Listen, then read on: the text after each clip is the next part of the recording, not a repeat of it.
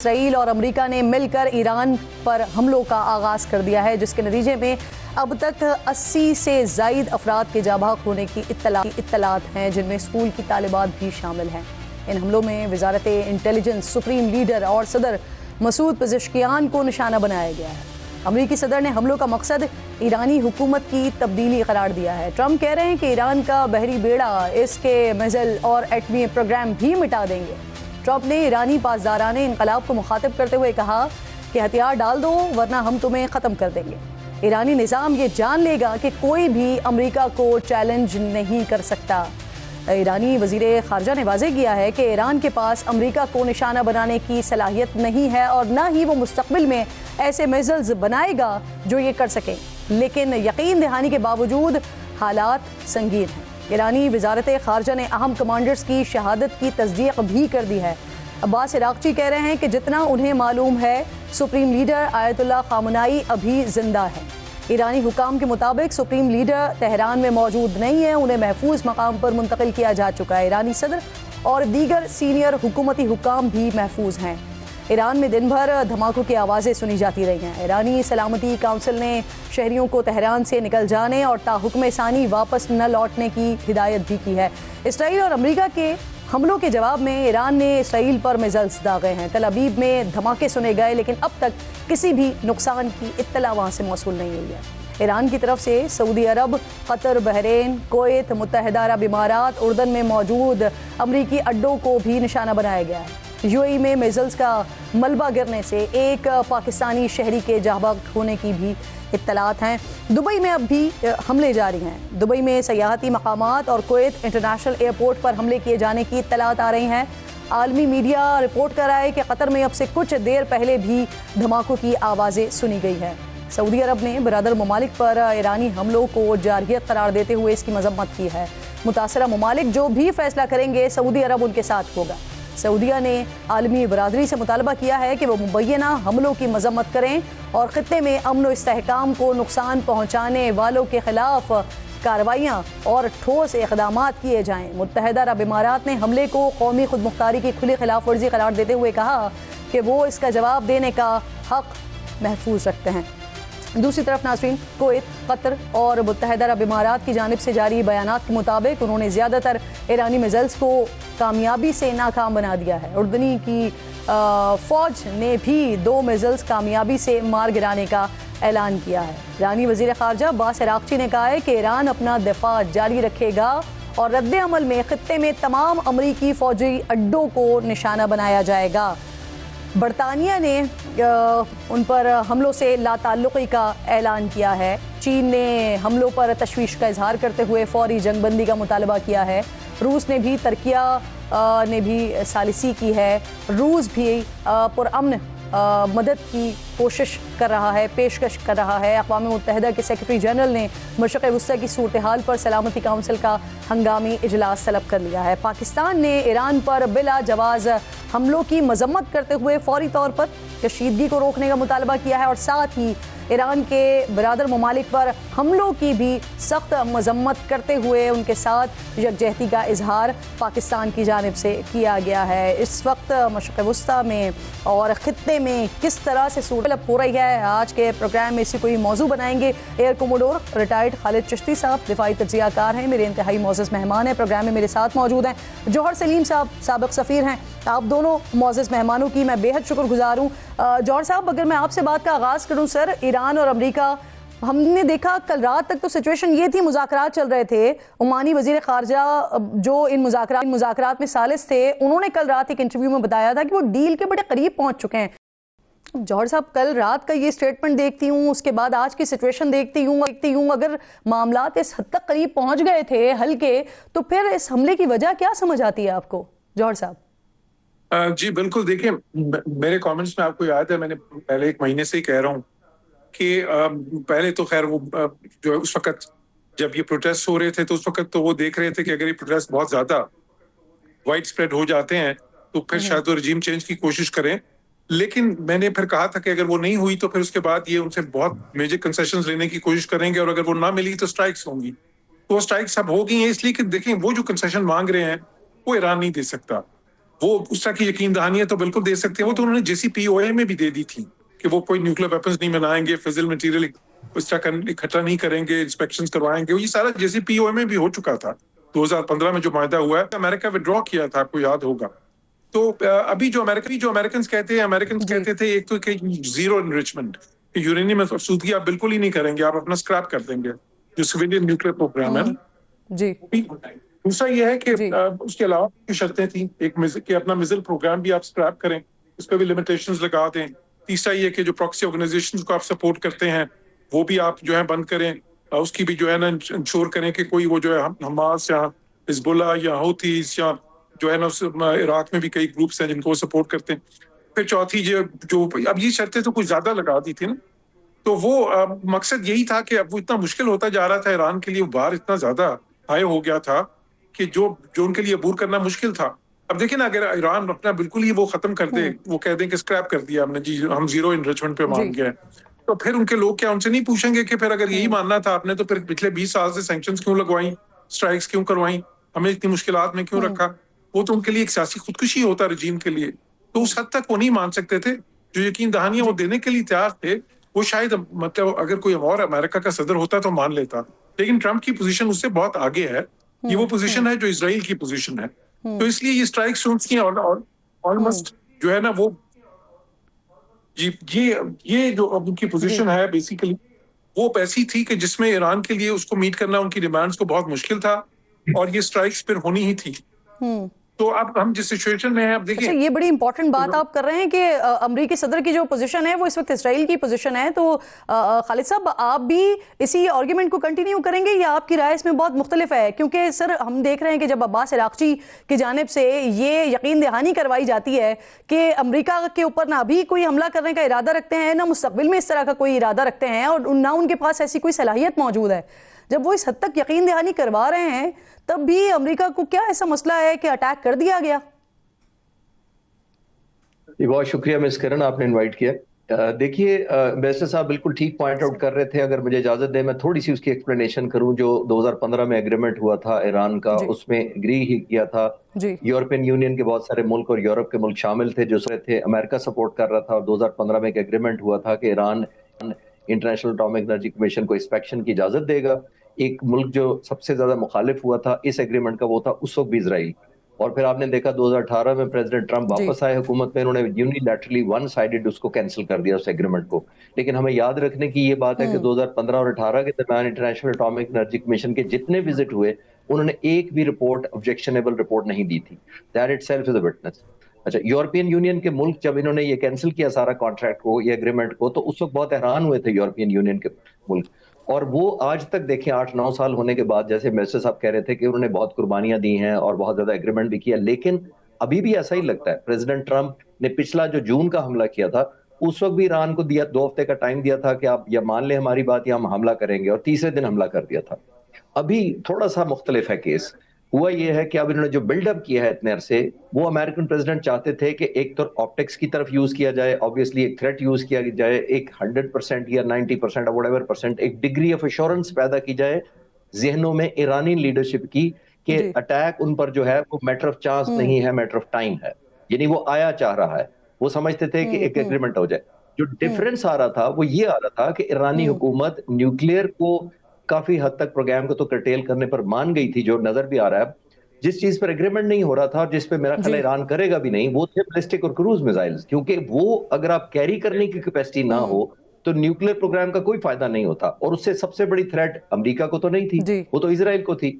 इसलिए ये सारा अनफोल्ड हुआ है। हमने देखा कि इजराइल थ्रू आउट चाह रहा था, लेकिन मॉरल ग्राउंड बहुत लो है इस वक्त अमेरिका का साथ देने के लिए। सिर्फ वाहिद मुल्क इजराइल ही है, ना यूरोपियन यूनियन सपोर्ट कर रही है, ना नेटो साथ है। जो पिछली दफा जब भी अफगानिस्तान पर, सीरिया पर जिधर भी हमला होता था 44 मुल्क उठकर इकट्ठे आ जाते थे, एक हाई मॉरल ग्राउंड ले लेते थे, यूनाइटेड नेशंस का एक बिल्कुल सर, आप सही कह रहे हैं। और इस वक्त तो दीगर मुल्कों की आवाम बाहर निकल आई है इन हमलों पर। बरतानिया में, लंदन में इस वक्त एक बड़ा एहतजाज हो रहा है। मुझे ये फरमाइए खालिद साहब कि ये जो सिचुएशन इस वक्त डेवलप हुई है, क्या ये यहीं तक महदूद थी और बस इतनी ही कार्रवाई होनी है, जिस तरह से डोनाल्ड ट्रंप अभी 2 दिन पहले कह रहे थे कि वो कोई तवील मुद्दती जंग नहीं चाहते हैं, या फिर आपको इसका स्केल बढ़ता हुआ नजर आ रहा है? क्योंकि एक तरफ मैं इनका ये स्टेटमेंट देखती हूँ, लेकिन दूसरी तरफ जो अचीवमेंट्स है अमेरिका की, उनकी तो ख्वाहिश ये है कि रजीम चेंज हो ईरान में, लेकिन अभी तक जो कार्रवाई हुई है इससे तो वो अचीव होता हुआ नजर नहीं आ रहा मकसद। जी बिस्किन, मैंने जितनी तारीख पढ़ी है रजीम चेंज की, और जहां भी ये पॉसिबिलिटी हुई है, ये अपॉर्चुनिटी बनी है, उसके अंदर बुनियादी रेसिपी ये होती है कि एक बहुत वैल्यूएबल रेजिस्टेंस चल रही होती है उस मुल्क के अंदर, यानी कन्फ्रंटेशन, लोग डिवाइडेड होते हैं, कुछ एक तरफ होते हैं, कुछ दूसरी तरफ होते हैं, पहली बात। जी, फिर एक जी। रोल मॉडल या सिंबॉलिक लीडर जरूर होता है अपोजिशन का, जिसने टेक ओवर करना होता है, जो ख्वाब दिखाता है सच्चे या झूठे, तो वो जी। टेकअप होता है। ईरान का तो पिछले 46-47 सालों से, जब से ये रेवोल्यूशन आया है और आयतुल्लाह खुमैनी चले गए, फिर 1989 में अली खामनाई साहब आ गए, तो उस वक्त से लेके आज तक कंटिन्यूटी है। ऑपोजिशन ना होने के बराबर है या डेवलप नहीं होने दी गई। अभी शाह फरहान के बेटे जो वहां बैठे हैं वो 47 साल से बाहर हैं, 19 साल की उम्र में वो चले गए थे, पीछे उन्होंने लेजिटिमेट अपनी कोई हायरार्की, कोई पार्टी, कोई कंटिन्यूटी ट्रेल नहीं छोड़ी। जी। तो इस तरह फुट ऑन ग्राउंड से अमेरिका नहीं आ सकता कभी भी, मेरा नहीं ख्याल कि वो कभी चांस भी लेगा। लेकिन ईरान एक तरफ चाहेगा शॉर्ट एंड क्रिस्प हो, लेकिन दूसरी तरफ मुझे लगता है ईरान चाहता है थोड़ी प्रोलॉन्ग हो, ताकि वो ऐसी ऐसी जगहों पे हिट कर सके। आप देखें, इसीलिए उन्होंने तेहरान खाली करवा लिया है। तेहरान खाली करवाने का एक इंडिकेटर ये है कि जाहिर है सिविलियन डिस्ट्रक्शन या लाइफ लॉसेस ना हो, जिससे इंटरनल प्रेशर बिल्ड हो जाए ईरानी हुकूमत पर। तो आई थिंक ये सारे डायनामिक्स हमें देखने पड़ेंगे, और ईरान और रशिया का एक और डायनामिक्स है जिस पर शायद बाद में हम बात कर सकते हैं। सही सही। और वो जो रजा पहलवी, और आप सिचुएशन क्रिएट होने की बात कर रहे हैं, तो अभी रिसेंट पास्ट में जब ईरान पर अटैक किया गया था तो उसी सिचुएशन का फायदा उठाने की कोशिश की गई थी अमेरिका की जानिब से। ये तक कह दिया गया था कि हम खड़े हुए हैं आवाम को बचाने के लिए, लेकिन फिर उसके बाद ईरान की तरफ से बड़ा वाज़ेह मैसेज आ गया। अब जौहर साहब ये फरमाइए, जो अभी मैंने खालिद साहब से भी बात की कि जिस तरह से आज के दिन का आगाज़ हुआ था, कार्रवाइयों का आगाज़ हुआ था, तो ऐसा लग रहा था कि ये तो अब लॉन्ग स्केल पे मामला जाएगा, लेकिन फिर खामोशी हो गई। तो ये एक तो इसके हवाले से बताइएगा, ये स्ट्रैटेजी है ईरान की या अमेरिका इसराइल का, या फिर जो ईरान की तरफ से अटैक्स किए गए, रिटेलिएट किया गया, या उसकी वजह से खामोशी हुई है? और फिर इसका ज़िमनी सवाल ये कि रशिया इस वक्त कहां पर है सर? जी देखिए, बिल्कुल, खैर ये तो रिकैलिब्रेशन हम देखते रहेंगे कि जो जब स्ट्राइक्स होंगी, फिर काउंटर स्ट्राइक्स होंगी, फिर जाहिर है कि वो अपने टारगेट्स मुतय्यन करेंगे, फिर दोबारा से करेंगे। ये तो अभी इस तरह चलेगा। लेकिन जो इसमें आम बात है वो ये है कि देखिए, ईरान ने जो किया, ईरान ने पहले तो उनका जाहिर है कि जो फर्स्ट लाइन ऑफ डिफेंस होती थी वो तो उनकी वो प्रॉक्सी ऑर्गेनाइजेशंस थी, जो उन्होंने सारी सपोर्ट की थी बहुत अरसे तक, कि उनके इस मौके पे वो काम आएंगी। वो तो खैर पिछली बार जून में भी, क्योंकि उनको बहुत ज्यादा जो है ना डिग्रेड कर दिया गया, डैमेज कर दिया गया, तो वो नहीं कर सके कुछ भी। अब जो दूसरी लाइन ऑफ डिफेंस होती है उनकी, वो ये होती है अमूमन इस तरह की सिचुएशन में कि वो इजराइल पे बहुत सारे प्रोजेक्टाइल्स दागते हैं, उसमें ड्रोन्स भी होते हैं, मिसाइल्स भी होते हैं, रॉकेट्स भी। वो इस बार भी उन्होंने किया। लेकिन जो उसके बाद फिर उनका नेक्स्ट लेटर ऑफ एस्केलेशन है ना, वो ये था कि वो अमेरिका की मिलिट्री बेसिस हिट करेंगे जो इस खित्ते में है, बहुत सारी हैं, 19-20 के करीब हैं। अच्छा, वो कार्ड उन्होंने ईरान ने शुरू में ही प्ले कर दिया इस बार, जो कि नॉर्मली पिछली बार आपने देखा वो कार्ड उन्होंने जून में बिल्कुल आखिर में प्ले किया था, और वो भी सिर्फ नुमाइशी तौर पे, जब उन पर अमेरिका ने बॉम्बिंग की थी B-2 बॉम्बर से, तो फिर उन्होंने ये जो स्ट्रैटेजी है, ये जो फैसला ईरान का है जौहर साहब, कि जहां जहां अमेरिका के अड्डे मौजूद हैं, वो खलीजी ममालिक जो सपोर्ट कर रहे हैं ईरान को, उन्हीं पर अटैक कर देना, ये आप इसको दुरुस्त फैसला समझते हैं ईरान का? देखिए जी, मैं समझता हूँ कि बहुत ही हाई रिस्क फैसला है उनका, क्योंकि जाहिर है ये तो लेटर ऑफ एस्केलेशन में चीज जो सी है ना, उनके बाद की वो चीजें थी कि जो आखिर में उनके कार्ड्स थे। अब इसके बाद तो फिर यही कार्ड रह जाता है ना कि आप वो जो उनके पास है कि बाबुल मंदब को बंद कर दें, जो स्टेट ऑफ हॉर्मस है, जो कि बिल्कुल ही न्यूक्लियर ऑप्शन है। तो लगता है ये कि शुरू में ही वो इसलिए इस्तेमाल करना चाहते हैं कि उनको ये लगा कि इस बार ये उनको ये लगा कि ये रजीम उन्होंने ऐलान कर दिया इसका, तेहरान में सीधा अटैक किया। अगर उन्होंने देखें कर दिया तो फिर वो न्यूक्लियर ऑप्शन भी अपना जो है मेजर इस्तेमाल कर दिया उन्होंने एक ही दम। तो उसकी वजह ये हो सकती है कि क्योंकि अटैक्स जो है उनकी टॉप लीडरशिप पे हुए हैं, तेहरान पे हुए हैं, तो फिर वो दे फेल्ट कि जी ये हम शुरू में ही सारे कार्ड्स करें। लेकिन ये बहुत ही हाई रिस्क है। देखिए, उससे वो सारी गुडविल भी अपनी लूज करके, हाई मॉरल ग्राउंड भी लूज कर किए ईरान ने, क्योंकि अगर वो देखें ना, पाकिस्तान जैसे मुल्कों की पोजीशन ये है कि उनकी टेरिटोरियल इंटेग्रिटी, उनकी सॉवरेनिटी वायलेट नहीं होनी चाहिए, यूज ऑफ फोर्स नहीं होना चाहिए, यूएन चार्टर वायलेशन नहीं होनी चाहिए, आर्टिकल 2 की, बाकी जो आर्टिकल्स हैं उससे रिलेटेड तो लेकिन अगर जब इन्होंने अब लेकिन ईरान पे, वो तो हमने जी। हमारी पोजीशन है, सही। लेकिन अब ईरान ने जब मिसाइल्स मारे दूसरे मुल्कों पे, ठीक। और जो कि अमेरिकन बेसिस के अलावा भी मिसाइल्स लगे हैं इस जी। वक्त कई जगहों पे जाके अब बिल्कुल, अब सिविलियन उनका एरियाज में। रद्द अमल क्या होगा मुमकिन तौर पर वो देखना पड़ेगा, क्योंकि इसी तरह का रीसेंट पास में जब हमने देखा, जब कतर पर अटैक किया ईरान ने, फिर किस तरह से मसालियात के साथ ये मामला सॉर्ट आउट हो गया था। लेकिन क्या इस बार भी खालिद साहब आप समझते हैं कि मुस्लिम ममालिक का रद्द अमल इसी तरह का होगा? क्योंकि अब मुस्लिम ममालिक की जानिब से भी इस बात पर मजम्मत का इजहार किया जा रहा है, सऊदीया ने भी बड़ा वाजे बता दिया है कि हम अपने दिफा का हक महफूज रखते हैं। खालिद साहब जी, आपने बिल्कुल ठीक कहा, और मिस्टर जौहर भी बिल्कुल ठीक कह रहे थे कि बहुत जल्दी प्रीएम्प्ट किया गया है।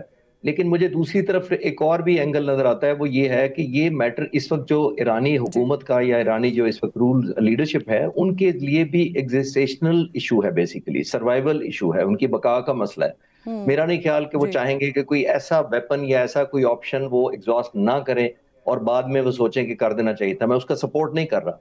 एक और एंगल देखें, उन्होंने तेहरान खाली करवा लिया, और जिसका मतलब है कि वो कैजुअलिटीज नहीं चाहते कि वहां पर हो, जिसका मतलब ये है कि थोड़ी सी बाय चॉइस नहीं, बाय कंपल्शन शायद वो लॉन्गर वॉर करना चाहते हैं, जिसके जी। अंदर वो चाहते हैं कि सिविलियन की कैजुअलिटीज ना हो। इसमें दो डायमेंशन बड़े इंपॉर्टेंट हैं, ऑल्दो ये मिस्टर जौहर का डोमेन है, लेकिन मैं एज ए स्टूडेंट ऑफ जी। स्ट्रैटेजी या थोड़ा ठीक। पॉलिटिकल साइंस मैं भी खालिद बताना साहब, यहाँ चाहूंगा। पर सर देखिए, सवाल फिर यहाँ पर ये बनता है कि वो बहरी बेड़े जो अमेरिका ने उतारना शुरू कर दिए थे, जो ईरान की हुदूद को कवर कर रहे थे, तो अगर आपने अटैक करना था, निशाना बनाना था, इनिशिएट करना था, तो वहां से क्यों नहीं आगाज किया गया? उन ममालिक में कि जहां पर अड्डे मौजूद हैं, उसको क्यों अटैक किया गया? इसके पीछे क्या स्ट्रैटेजी है?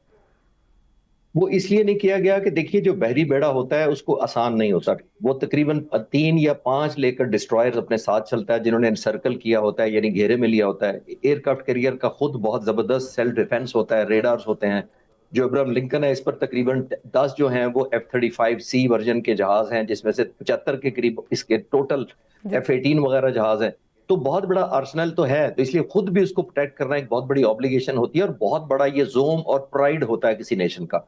और बड़ी दिलचस्पी, अब आपको एक ऐड करता चलूं कि इब्राहिम लिंकन का मोटो है शेल नॉट पैरिश। तो इट्स सेल्फ ही प्रॉमिस है अपने लोगों के साथ। मैं उसको बैकग्राउंड सिर्फ बताना चाह रहा हूं एक बात, तो वो शायद आने वाले वक्तों में अटेम्प्ट जरूर करें, दबोना उसको शायद कामयाबी ना हो ईरान की, लेकिन अमेरिका जैसे मुल्क के लिए अगर वो चंद हिट्स पहुंच जाए उनके एयरक्राफ्ट कैरियर पर या डिस्ट्रॉयर्स को एक आध बहुत सीरियस डैमेज कर पाए, तो आई थिंक बड़ी हायर मॉरल ग्राउंड उनको लगेगी और एक सिंबॉलिक विक्ट्री लगेगी। क्योंकि ब्रेकिंग न्यूज अगर ये चल जाए कि उनके शिप तबाह हुए हैं। दो एलिमेंट जिनकी मैं बात कर रहा था, रशिया की और चाइना की। देखिए, इस वक्त जो रशिया की नेवी ने खालिद साहब, आकर जब ज्वाइंट आप कह रहे हैं कि उनका अपना जो डिफेंस सिस्टम होता है इस तरह के बहरी बेड़ों का, sorry to interrupt you sir, तो उस पर फिर सवाल ये बनता है कि अगर वो इतना स्ट्रांग है और तकरीबन नामुमकिन ही है फिर ईरान का दोबारा से उनके ऊपर अटैक करना या इस कार्ड को इस्तेमाल करना, तो फिर अगर सिचुएशन यही बनती है तो फिर अगेन क्या उन्हीं ममालिक के अड्डों के ऊपर ये अटैक किया जाएगा? और फिर मुमकिन रद्द अमल के बारे में मैं आपसे पूछ रही हूँ कि आपको क्या लगता है इस्लामी ममालिक का अब रद्द अमल क्या आएगा? नहीं, क्विकली मैं एयरक्राफ्ट कैरियर का बता देता हूं कि आसान जरूर होता है, मुश्किल बहुत होता है, लेकिन ये सैचुरेशन करेंगे। अगर इन्होंने किया तो ये under water submarine diesel line के पास उनका टॉर्पेडो कैरी करता है, वहां से लॉन्च करेंगे कुछ। ऑन सरफेस समंदर के सतह के ऊपर ये गन बोट्स हैं इनके पास सैकड़ों की तादाद में, वो स्टॉर्म करेंगी। हवा से ये ड्रोन और मिसाइल फायर करेंगे। तो कामयाबी का तो बाद की बात है, लेकिन ये ऑप्शंस है जो ये यूज करके उनके एयर डिफेंस को ये सैचुरेट कर देंगी। हाँ, अभी अब आते हैं कि अगर ये जो मुल्क हैं जिन पर हमला किया है वो कंटिन्यू रहेगा, ये बड़ी अच्छी ऑब्जर्वेशन है आपकी। लेकिन देखा जाए, एक बड़ी इंपॉर्टेंट चीज है कि अमेरिका जिस तरीके से डिप्लॉयमेंट कर रहा था और जितने उसने वनरेबिलिटी खुद की थी, जहां जितने एसेट्स आप करीब लेकर आते हैं, जहां वो आपकी स्ट्रेंथ होते हैं, वहां आपकी ऑब्लिगेशन भी हो जाते हैं। आपने उतने ही बेसिस को, उतने ही एयरक्राफ्ट कैरियर को, उतने ही डिस्ट्रॉयर को प्रोटेक्शन भी देनी होती है। तो जब जाहिर है ईरान जब कॉर्नर हो जाएगा तो वो समझेगा हर टारगेट जो इस एरिया में है, जो हर एयरबेस अमेरिकन है, वो लेजिटिमेट टारगेट है। तो उस पॉइंट ऑफ व्यू से उसके पास चॉइसेस बड़ी है, अगेंस्ट बड़ी नहीं है। वो अगेंस्ट द वॉल है, वो समझ रहा है जो मेरे रेंज में आएगा मैं उसको टारगेट करूंगा। सूरत हाल क्या है अमेरिका और इसराइल के हमलों के बाद, ईरान में इस वक्त क्या सिचुएशन है, इस पर बात करने के लिए मेरे मौजूद मेहमान हैं ईरानी सहाफ़ी हैं जॉन हुसैन, प्रोग्राम में ज्वाइन कर रहे हैं। आपकी बेहद शुक्रगुजार हूँ जॉन। सबसे पहले तो मुझे ये बताइए इस वक्त क्या सूरत हाल है ईरान में? कई घंटे अब गुजर चुके हैं, कितनी शहादतें हुई हैं, कितना नुकसान हुआ है, क्या एक स्कूल को भी निशाना बनाया गया था, तो अब क्या मजीद अवामी मकामात को भी हिट किया गया है? डिटेल्स दीजिए। बहुत बहुत शुक्रिया मिस किरण मुझे इनवाइट करने के लिए। इंडीड एक टफ टाइम है, और दोबारा जिस तरीके से पहले हुआ था नेगोशिएशंस की आड़ में उन्होंने हमला किया, दोबारा इस तरफ उसी तरीके से हुआ है जैसा पहले हुआ था। लेकिन इस दफा ईरान तैयारी के साथ बैठा हुआ था और जितनी भी सिविल, पॉलिटिकल, मिलिट्री लीडरशिप है, किसी को नुकसान नहीं पहुंचा, कोई असैसिनेट नहीं हुआ और इनकी पूरा सिस्टम जो है वो इंटैक्ट है। जहां तक शहादतों की बात रहती है, बड़े अफसोसनाक टाइम में मीरब के अंदर 60 से ज्यादा छोटी बच्चियां एलिमेंट्री स्कूल के अंदर अटैक हुआ है, मिसाइल लॉन्च की गई उनको, और वहां पे बहुत ज्यादा शहादतें हुई हैं और बहुत ज्यादा गुस्सा है अवाम के अंदर, बहुत ज्यादा कंसर्न है कि जिस तरीके से चीजें जा रही हैं वो अच्छी नहीं है और ईरान इसको लॉन्ग टर्म जंग की तरफ जो है वो कंसिडर कर रहा है कि जंग तुलानी होगी। अच्छा, कुछ वजारत खारजा की तरफ से कुछ कंफर्मेशंस भी आ रही हैं कुछ कमांडर्स के हवाले से, इसके बारे में भी बताइए। नहीं, देखिए कोई किसी कमांडर की शहादतों के कंफर्मेशन हवाले से ऑफिशियली जो मुझे तो इत्तलात नहीं हैं। आई है अभी तक। जी, कमांडर्स की जहां तक शहादतों की बात रहती है, मुझे ऑफिशियली कंफर्मेशन नहीं आई है किसी की भी, और इनफैक्ट रेट्रोस्पेक्टिवली मुझे बताया गया है कि यहाँ पे जितनी भी पॉलिटिकल लीडरशिप है, फॉर एग्जांपल जिसकियान साहब को टारगेट करने की कोशिश की गई, आयतुल्लाह खामनेई के जो ऑफिस है उन पे अटैक हुआ, जुडिशरी के हेड के ऊपर अटैक करने की कोशिश की, लारजानी साहब, शामखानी साहब काली बाफ जो स्पीकर हैं उनके ऊपर भी जी अटैक करने की कोशिश की। इनफैक्ट जो फॉर्मर प्रेसिडेंट हैं अहमदीनेजाद साहब, उनके ऊपर भी अटैक करने की कोशिश की, लेकिन अल्हम्दुलिल्लाह बयान आ गया है कि ये सारे लोग सेफ हैं और आयतुल्लाह खामनेई का बयान भी आने वाला है थोड़े टाइम में, तो आप वो भी देख लीजिएगा। जहां तक बात रहती है जी इंटेलिजेंस के जी जो इंटेलिजेंस के हेड हैं, उनका कहा जाता है कि उनके उनके उनके हवाले से उनकी शहादत हुई है, लेकिन उसके ऊपर भी कोई वेरिफिकेशन अभी तक नहीं मिली है। बहरहाल मिलिट्री हेडक्वार्टर जो इंटेलिजेंस हेडक्वार्टर्स है उस पर टारगेट किया यूनाइटेड स्टेट्स ने, और दीगर बेसिस के ऊपर जी और मिसाइल डिपोज के ऊपर जी भी टारगेट किया है। तो कैजुअलिटी के सही है नंबर्स जॉन, ये आएंगे आप आम एट बात द कर एंड रहे ऑफ हैं द कि डे, ईरान इसको वेरिफिकेशन लॉन्ग के बाद। टर्म जंग की सिचुएशन से देख रहा है, उस आय से देख रहा है। मुझे ये फरमाइए कि अभी भी जो इत्तलात आ रही हैं यूएई में, दीगर खलीजी ममालिक में, वहां धमाकों की आवाजें सुनी जा रही हैं, तो क्या अभी भी ईरान की जानिब से अटैक्स किए जा रहे हैं? देखिए, ईरान को बहुत ज्यादा सदमा लगा है, बहुत ज्यादा दुख हुआ है कि जिन मुल्कों ने उनसे वादे किए हुए थे कि हमारा लैंड, एयर, नेवल सपोर्ट नहीं होगा यूनाइटेड स्टेट्स और इसराइल के लिए, उन्हीं मुल्कों के थ्रू जो है वो अटैक्स लॉन्च किए गए और F-35 और स्ट्रैटो टैंकर्स और E-18 फाइटर जेट्स और जितने भी एसेट्स मूव किए गए वहीं से ही अटैक्स हुए। पर्टिकुलरली बहरीन से आपने देखा कि फिफ्थ फ्लीट का कमांड वहां पे था, तो बहरीन और यूएई के ऊपर स्ट्रिक्ट बहुत ज्यादा अटैक्स की शिद्दत हुई है। दूसरे मुकाबात पे भी जहां पे रिकॉनेसेंस सपोर्ट के ड्रोन्स थे, या फॉर एग्जांपल जहां पे फाइटर जेट्स जहां से उड़े, वहां पे भी उन बेसिस में भी जो है वो अटैक किया गया ईरान की तरफ से। तो नाराजगी है ईरान को, और जी इनकी इनकी नजर में इट्स अ डू और डाई सिचुएशन। जी जॉन, ये बताइए, आप ये कह रहे हैं कि क्योंकि इस वक्त ईरान में गम और गुस्सा पाया जाता है इस बात का कि वो बेसिस यूज हुई हैं, यानी इब्राहिम लिंकन और दीगर जो बहरी बेड़े अमेरिका ने भेजे थे ईरानी पानियों में, वहां वो यूज नहीं हुए अटैक्स के लिए, ये बेसिस यूज हुए हैं, आप ये कह रहे हैं? मिस किरण, बहुत इंटरेस्टिंग बात है। टोमाहॉक मिसाइल्स लॉन्च हुई हैं एयरक्राफ्ट कैरियर के थ्रू गल्फ ऑफ ओमान से, बिल्कुल ये बात सच है, लेकिन इसकी अमेरिका ने पोजीशनिंग जो अपने एयरक्राफ्ट कैरियर है उसकी पोजीशनिंग 2000 किलोमीटर दूर वो लेके चला गया है इसको, और पीछे चला गया है यूनाइटेड स्टेट्स। तो ये जो बेसिस हैं इनके अंदर जो एसिड बिल्डअप आपको कुछ दिन पहले नजर आ रहा था, वो इसी दिन के लिए नजर आ रहा था। और बिल्कुल F-35 जो कैरियर के ऊपर मौजूद थे वो भी यूज हुए हैं, लेकिन लिमिटेड कैपेसिटी में, क्योंकि at the same time engagement में इतने सारी जगहों से एक ही जगह से अटैक करना फिजिबल नहीं रहता, तो मुख्तलिफ जगहों से जो फाइटर जेट्स हैं वो बुलवाए गए, और ईरान का दावा यही है कि ये जो बेसिस हैं सही। दूसरे ममालिक में ये बेसिस यूज हुए हैं। पर्टिकुलरली बहरीन का जो फिफ्थ फ्लीट का जो कमांड है वो तो बिल्कुल डायरेक्टली यूज हुआ है, क्योंकि जितना भी लॉजिस्टिकल, ऑपरेशनल और रिकॉन्नेसेंस सपोर्ट है वो आया ही एयरक्राफ्ट कैरियर को बहरीन के बेस से है। ठीक ठीक जॉन, आप साथ ही मौजूद रहिए। Real admiral retired Faisal Shah साहब मेरे मोअज़्ज़ज़ मेहमान हैं, दिफाई तजियाकार हैं, ज्वाइन कर चुके हैं प्रोग्राम में। बहुत शुक्रिया फैसल साहब। अभी यकीनन आपने गुफ्तगू सुनी होगी जो जॉन डिटेल्स बता रहे हैं, और उनके मुताबिक ईरान इस वक्त ये क्लेम कर रहा है कि ये बेसिस यूज हुई हैं, जो अमरीकी अड्डे हैं वो इस्तेमाल हुए हैं। तो सर, क्या वाकई ये सिचुएशन हुई है? और अगर अब ये सिचुएशन हुई है तो आप मुमकिन तौर पर रद्द अमल क्या देख रहे हैं आप इस्लामी ममालिक की तरफ से? और ये तमाम ममालिक के बेसिस यूज हुए हैं, जहां उर्दन में है, कतर में है, दीगर ममालिक में है? बहुत शुक्रिया मुझे प्रोग्राम में लेने का। आप सही कह रही हैं कि देखिए, बेसिस अमेरिका ने बनाए क्यों थे यहाँ, इसीलिए बनाए थे कि उनको यूज करना है। और बेशक ये खबरें आ रही थी कि अमेरिका ने इनको थिन आउट किया है, लेकिन ये पॉसिबिलिटी बहुत कमी है कि यहाँ से ये बेसिस यूज किए गए हों। इसमें एक हिकमत अमली अमेरिका की ये भी हो सकती है कि जब वो यहाँ से ये बेसिस यूज करे और ईरान इन पे अटैक करे तो ये ममालिक खित्ते के ईरान के खिलाफ हो जाए। और आप देख रहे हैं कि कुछ स्टेटमेंट्स ऐसी आ रही हैं कि जो खित्ते के ममालिक हैं उन्होंने ईरान के इस इक़दाम की मजम्मत भी की है। लेकिन ईरान ने ये बात वाज़ेह कर दी थी पहले कि अगर हमारे ऊपर लिमिटेड स्ट्राइक्स भी हुई तो हम उसको फुल फ्लैज जंग तस्वुर करेंगे और अपने भरपूर ताकत इस्तेमाल करेंगे उसका जवाब देने के लिए। और ये भी वाज़ेह कर दिया था कि खित्ते में जितने भी अमरीकी अड्डे हैं या अमरीकी मफादात हैं उनको हम निशाना बनाएंगे, वो हमारे अहदाफ। तो ये चीजें ईरान ने वाज़ेह कर दी थी। अब ईरान को ब्लेम करना कि उसने ऐसा क्यों किया, मेरा ख्याल है ये जायज नहीं। इसलिए भी जायज नहीं है कि ईरान बड़ी सिंसियरली बातचीत कर रहा था और ओमानी वजीर खारजा का अगर आपने बयान सुना हो तो उसके बाद तो कोई शक नहीं रह जाता, जो ये कह रहे थे कि ईरान ने तकरीबन हर चीज मान ली थी और हम बहुत करीब थे मुआहदे के। और ये बात अमेरिका की तरफ से भी कल जब राउंड खत्म हुआ है बातचीत का तो उसके बाद ये कही गई कि नेक्स्ट वीक में जो राउंड होगा बातचीत का उसमें बात मजीद आगे बढ़ेगी और हम किसी तरह सही सिमत में जा रहे हैं। तो उसके बाद ये सब करना, इजरायली वजीर दिफा का जो सुबह बयान आया वो बड़ा इंटरेस्टिंग है। उन्होंने कहा कि इस हमले की तारीख और इसका वक्त ये तो हमने कई हफ्ते पहले डिसाइड कर लिया।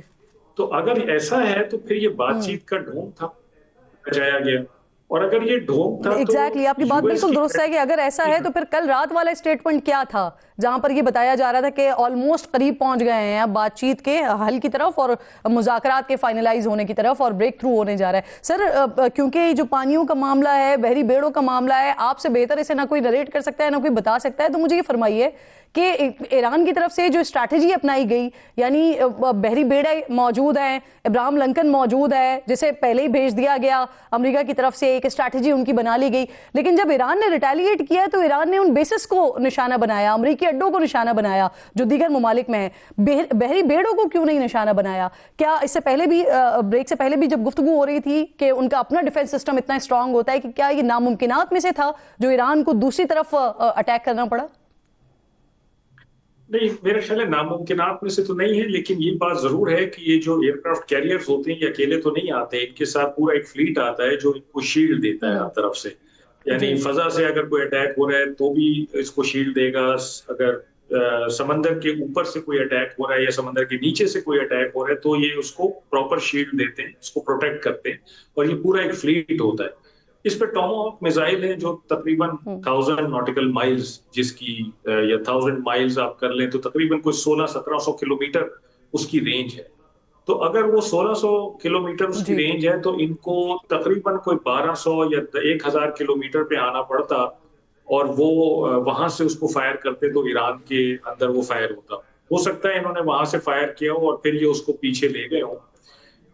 ईरान के पास ऐसे मिसाइल मौजूद हैं जो इनको अटैक कर सकते थे और इनको मार सकते थे, लेकिन गालिब इम्कान यही है कि ये अपने जहाजों को पीछे ले गए हैं अटैक करने के बाद ताकि उनको महफूज रख सकें, क्योंकि बावजूद इसके कि आपके पास शील्ड मौजूद है, प्रोटेक्शन मौजूद है, फिर भी कोई मिसाइल पेनिट्रेट कर सकता है और वो इसको नुकसान पहुंचा सकता है। ईरान का बेसिकली जो असल हदफ है वो अमरीकी मफादात हैं जो इस वक्त इसकी नियर रीच में, जहां पे ये फौरन ही अटैक करके उन पे कोई इम्पैक्ट क्रिएट कर सकता है, उन पे कोई इम्प्रेशन डाल सकता है कि मेरी स्ट्रेंथ है। आप देखें तो ईरान ने खातिर ख्वाह नुकसान किया है अमेरिका का। हम एक कतर में एक बड़ा इंपॉर्टेंट रडार है अमेरिका का ANFPS 132 जो कि 5000 किलोमीटर जिसकी रेंज थी, जिसका बड़ा फायदा था अमेरिका को, वो उसकी आंखों का किरदार अदा करता था कि जैसे ही कोई ईरान में एरियल एक्टिविटी होती थी, कोई जहाज होता था या कोई मिसाइल लॉन्च होता था, उसको वो पकड़ लेता था और रिएक्शन टाइम मिल जाता था। तो वो उसको अंधा कर दिया उन्होंने, वो तबाह कर दिया। अच्छा सर, इससे पहले जो जून में जो सारा सिनेरियो क्रिएट हुआ था, ईरान वाली एपिसोड उस वक्त जो थी, उसमें भी ईरान ने बड़ा वाज़ेह कहा था कि अगर दोबारा इस तरह की कोई चीज़ की जाती है तो हम अमरीकी अड्डों को निशाना बनाएंगे। लेकिन उस वक्त जब कतर में ये सारा मामला हुआ था तो उसके बाद कतर का रिएक्शन कुछ और तरह का था, लेकिन इस वक्त इसी तरह का कुछ रिएक्शन, इसी तरह का गम गुस्सा अब दीगर ममालिक में भी पाया जाता है। वो ये बात कर रहे हैं कि हम अपने दिफा का हक महफूज रखते हैं। तो क्या समझते हैं मुमकिन तौर पर रिएक्शन क्या आ सकता है दीगर कंट्रीज में कि जहां पर अभी भी इत्तलात आ रही हैं कि वहां पर धमाकों की आवाजें सुनी जा रही हैं? देखिए, अगर उन कंट्रीज का अपना कोई इंफ्रास्ट्रक्चर डैमेज होता है अमेरिकन बेसिस से बाहर, या उनके शहरियों की कोई हलाकत होती है अमेरिकन बेसिस से बाहर, तो यकीनन वो फिर इस बात पे सोचेंगे कि हमें अमेरिका का साथ देना चाहिए और ईरान के खिलाफ बात करनी चाहिए। लेकिन ईरान ने एक बड़ा स्ट्रेटेजिक मूव लिया है, जिसकी वजह से प्रेशर बहुत बढ़ गया है और एस्केलेशन लेटर पे बहुत तेजी से ये ऊपर चला गया है सारा किस्सा, और वो है अबनाए हुर्मुज़ की बंदिश। आपको याद होगा कि जून 2025 में ईरान ने जंग के बिल्कुल अवाखिर में जाके ये कहा था कि हम अबनाए हुर्मुज़ को बंद करने का सोच रहे हैं, जिसकी वजह से बड़ी थरथरली मच गई थी पूरी दुनिया में और बहुत सारे मुल्क मुतहरक हो गए थे इस जंग को रोकने के लिए, और उसके एक दो दिन बाद ही जंग रुक गई थी। इस दफा ईरान ने पहले ही दिन अबनाए हुर्मुज़ को बंद कर दिया है, और ईरान ने इससे पहले इसका इंदिया दे दिया था। तकरीबन कोई हफ्ता 10 दिन पहले उन्होंने वहां पे लाइव वेपन फायरिंग की थी और उसको कुछ अरसे के लिए बंद भी किया था। फिर रशियन नेवी के साथ उन्होंने वहां एक एक्सरसाइज भी की। तो ये इंडिया वो दे रहे थे कि हम अबनाए हुर्मुज़ को इस दफा बंद करने में बहुत सीरियस है। और ये मैं आपको बताता चलूं बहैसियत एक नेवल ऑफिसर की, कि अबनाए हुर्मुज़ में ईरान की बहुत अच्छी स्ट्रेंथ है, बहुत अच्छी पोजीशन है, और इसको खोलना मेरा ख्याल है कि अमेरिका के लिए या किसी भी और मुल्क के लिए बहुत मुश्किल है, और इसके रिपरकशंस बहुत ज्यादा है, खास तौर पे जो खित्ते के मुमालिक बहुत ज्यादा होंगे इसके। और आप जो बात कर रहे हैं अभी कुछ देर पहले ही इनफैक्ट ईरान की जानिब से इस बात का ऐलान कर दिया गया है कि स्ट्रेट ऑफ हॉर्मुज़ अब से बंद कर दिया गया है, यहाँ पर कोई भी जहाजों की आमदोरफ्त अब नहीं हो सकती। जॉन जरा इस बात को कंफर्म कर दीजिएगा। देखें, I can neither personally confirm not deny it, but आप पता ही है बंद हो चुका है, डी फैक्टो बंद कर दिया है, उनको कर दिया और तो गवर्नमेंट की ऑफिशियल परमिशन दी है। लेकिन होता है क्योंकि ईरान इफेक्टिवनेस रखता है, जैसा कि एडमिरल साहब ने खुद भी कहा, उसकी मिनी सबमरीन शैलो वाटर के अंदर बड़ी इफेक्टिवली ऑपरेट करती हैं, उसकी सर्वेलेंस और उसकी ऑपरेशनल एफिकेसी बहुत ज्यादा है रीजन के अंदर। तो सवाल ये है कि अगर कोई भी अपने आप खुद भी अगर अपने आप को पोजीशन में डालें, अगर आप ईरान होंगे तो आप भी इस नहज पे अगर आपको पहुंचा दिया जाए कि आप सरेंडर करें, तो आप भी you will do everything you can with in your legal right कि आप अपनी नेवल बाउंड्रीज या मैरीटाइम बाउंड्रीज को भी यूज करें एज अ लेवरेज। तो बिल्कुल ईरान ने यही किया है और ऐसा ही नजर जॉन, आता क्या है आप जैसा इसे हुआ है। कंफर्म कर सकते हैं कि अभी भी उर्दन पर, यूएई पर, जो दीगर कंट्रीज हैं, मुस्लिम कंट्रीज हैं, उनके ऊपर मिसाइल फायर किए जा रहे हैं या अटैक किए जा रहे हैं ईरान की तरफ से अभी भी? मिस किरण, ये सब डिपेंड करता है आज रात और कल के ऊपर। देखिए, जब ईरान ने रिटेलिएट किया तो मैं आपको तेहरान से पोजीशन बता दूं, ईरान ने जब रिटेलिएट किया उसके बाद बिल्कुल अटैक्स जो हैं वो बंद हो गए हैं, ऑलमोस्ट बंद हो गए हैं। कोई इक्का दुक्का रिपोर्ट्स अगर हम लोग की जर्नलिस्ट के ग्रुप पे आ रही हो तो आ रही हो, लेकिन अटैक्स बिल्कुल ना होने के बराबर हैं। तो ये सारी चीजें इस चीज के ऊपर डिपेंड रात किस तरीके से होती है। परहैप्स अमेरिका चेक करना चाह रहा है कि ये जो कॉल दी है बाहर आने की लोगों को, रजा शाह ने जो बोला है कि बाहर आओ और अमेरिका भी जो कह रहा है कि बाहर आओ, तो परहैप्स देखना चाह रहे हैं कि कितनी स्ट्रेंथ है वाकई में ऑर्गेनिकली ईरान के अंदर लोगों की कि वो बाहर आ सकें। और कल इसी चीज का फैसला होगा कि अगर आज कुछ होता है तो अमेरिका शायद एस्केलेट करे और ईरान रिटेलिएट करेगा।